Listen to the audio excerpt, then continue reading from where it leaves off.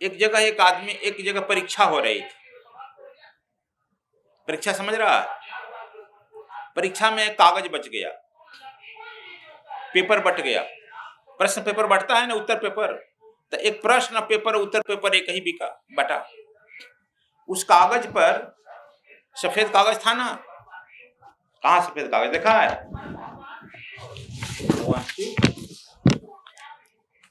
देखो सफेद कागज है ना, इस सफेद कागज पर यहां पर एक छोटी सी बिंदी कर दिया गया था,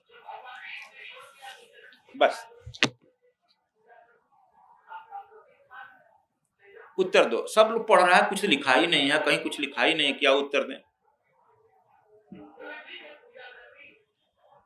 कुछ लड़के हल्ला कर रहे थे, कुछ प्रश्न तो पूछो, तो उन्होंने कहा प्रश्न इसमें है, उसका उत्तर दो।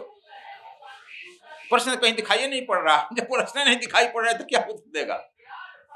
बहुत लोग लौटा दिया ही तेरे विद्यार्थी। एक विद्यार्थी देखा और कहा कि इस पृष्ठ का सारा भाग सफेद है, श्वेत है और पाप रहित है, एक छोटी सी बिंदी है, उस बिंदी को देखा नहीं जा सकता है, छोड़ा जा सकता है और इसका अनुकरण किया जा सकता है, यह पावन है, पवित्र। Do you follow? उसी तरह से हम जब अहिल्या का व्याख्या करते हैं तो कहते हैं कि अहिल्या का जीवन पूरा पावन है, पवित्र है और धर्मपूर्ण है। एक बिंदी जो है, छोटी सी बिंदी उसके पूरे जीवन में लग गया है, जो कालिमा की तरह तुम लोग खाली उसी के इर्द गिर्द गुणगान करते हो, और जो पूरा चरित्र सफेद है उसकी तरफ ध्यान क्यों नहीं देते? अहिल्या का पूरा जीवन पावन है, पवित्र। एक बिंदी पर हम लोग केवल ध्यान देते हैं और कथा कहते हैं खूब। जिसको देखते हैं कि लड़का सदानंद है, जनक का पुरोहित है। दूसरा वामदेव है, जो कि दशरथ का पुरोहित है। एक ऋग्वेद का ज्ञाता है, एक सामवेद के लिखने वाला है।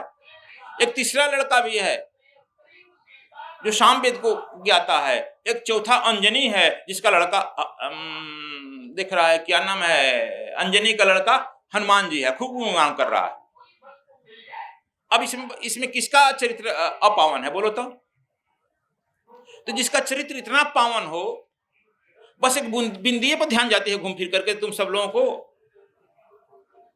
क्या जी लाल बाबा, कितना उचित है, बस एक बिंदी पर ध्यान जा रही है। इसलिए हम लोगों को किसी भी व्यक्ति के पूरे सम्यक जीवन पर देखना चाहिए, और सम्यक जीवन में कहीं बिंदी लग गई है तो उसको उसी तरह से इग्नोर कर देना चाहिए जैसे कि अहिल्या का इग्नोर किया जा सकता है, या इस पावन पेपर का गुण किया। इसलिए समझो। लेकिन हम लोगों की जो बुद्धि जो है दक्षिणायन की है, हरदम उसके गलती पर ध्यान रखते हैं।